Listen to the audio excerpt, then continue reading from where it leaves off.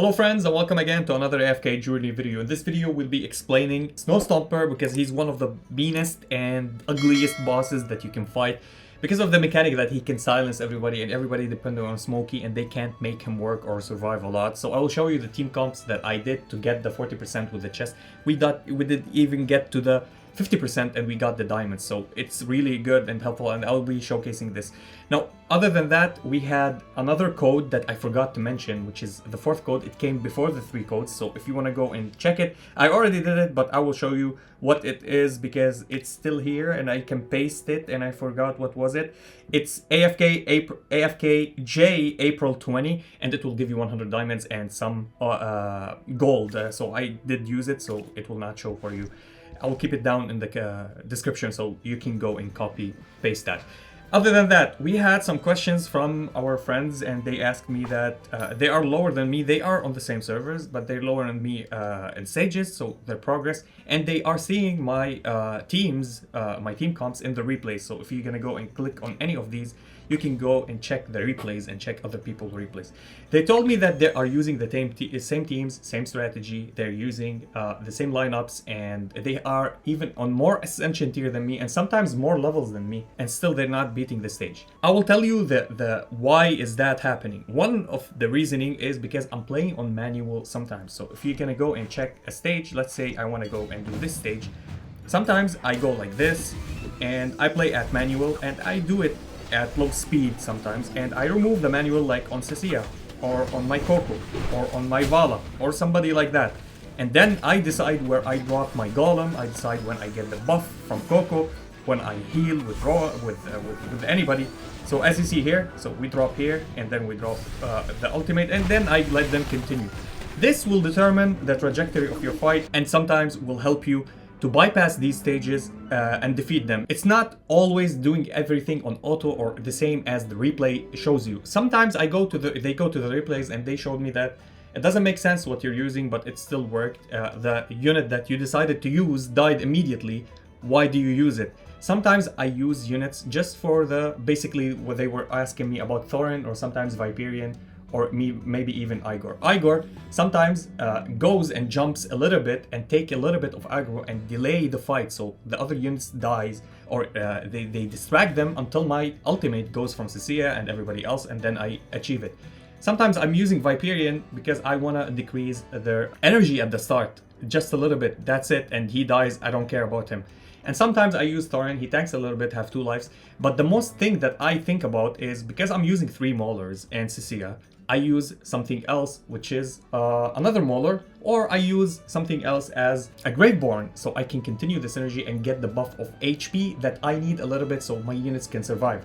These are the things that you need to consider. Also artifacts you need to consider. You need to consider that I may have better equipment than you even if you have more levels and stuff like that. So keep that in mind. All of these also contribute to the same shenanigans that we're doing on the lineup. It doesn't mean that the replay is like that. It means it's like Bible. You should go for it.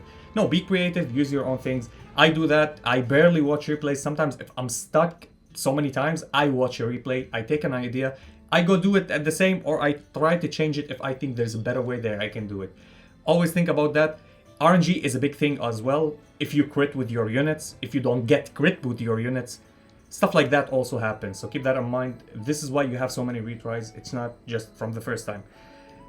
Second of all, so we are at 791. I've not been pushing so much. I will try to push more. I can get, I think, easily to the 800 or something like that. And we unlock the map, the new map now. And then we're going to go to peaks 3, then 4, then 5, etc., which is really great. I still didn't clear all the chests. I will do that when I'm free. So the levels that we are at now, 3 units at 170 and 2 units at 160.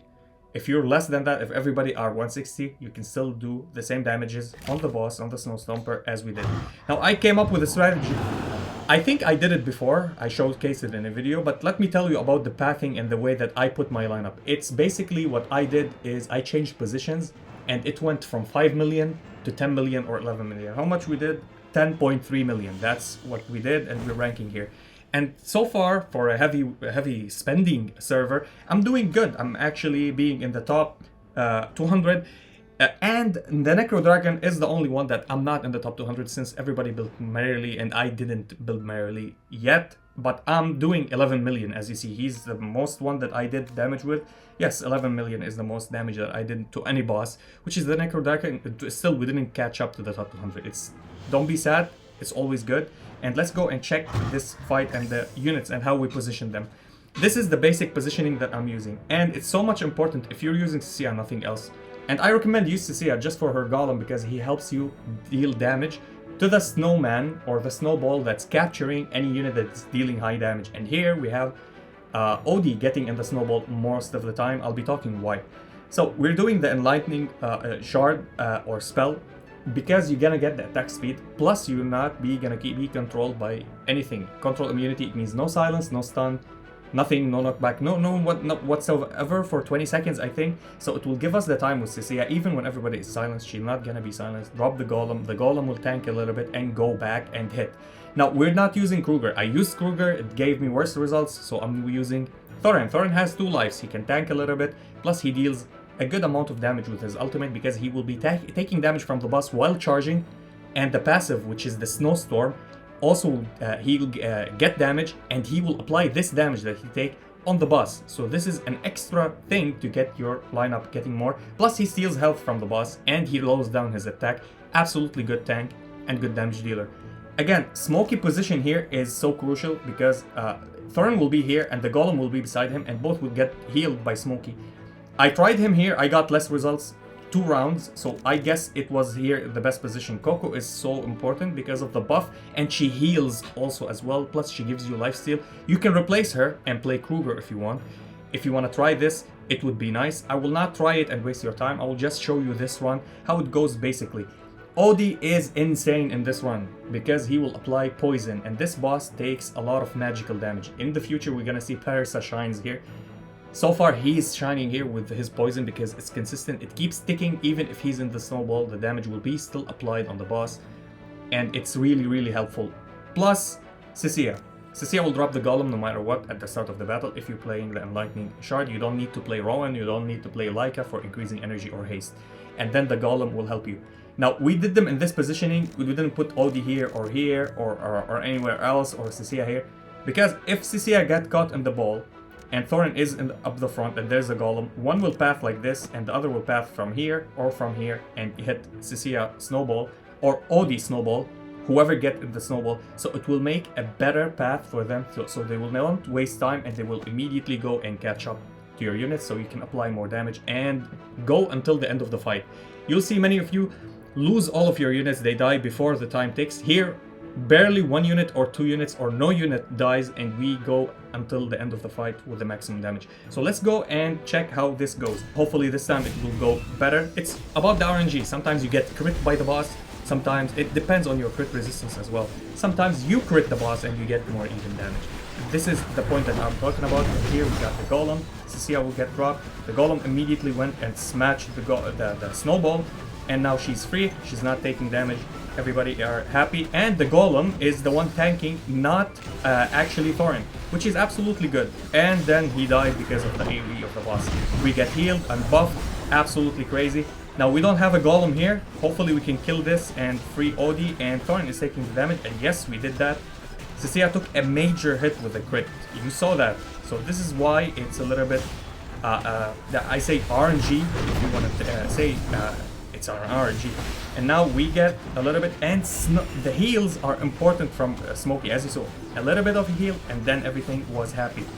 Smokey tanked a little of hits, but it's okay. We're doing great, and we're doing more damage, and this is more damage. Now we got stopped by the knockdown by the snowball of the boss. This happens a little bit. You will get to the 50%, it's just a matter of time, and you don't need to stress about it. You have 10 tries, you can do it. This is hell mode. It's the worst mode for free-to-play and low spenders, but this is the basic lineup. I tried Vala. Vala doesn't do as much damage as Odie. I'm sorry, I forgot to show you the scores or the damages, but Odie did almost 6 million damage alone, and everybody else deal the rest of the damage that you did. So, and Cecilia, of course. But Thorin and Cecilia are almost equal with the damage because Cecilia doesn't deal a lot of damage actually, here, but she helps you with the golem to deal a lot of damage to the snowball so you can free the unit inside the frozen snowball. And yeah, that was it for the video. If you enjoyed this video, please like and subscribe. If you didn't, I thank you for watching, and as always, stay frosty. Peace.